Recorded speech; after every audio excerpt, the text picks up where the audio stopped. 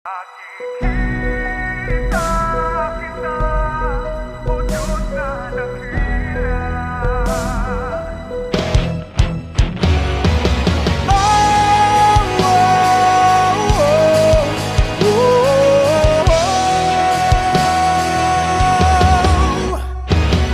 Sa buhay kong ito'y kay raming pagsubok,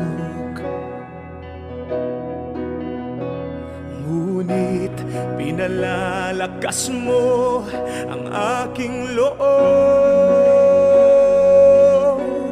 upang magtiis at magparaya, magpatuloy sa mabuting gawa, pagkat sa dako pa roon natatanaw ang pag-asa.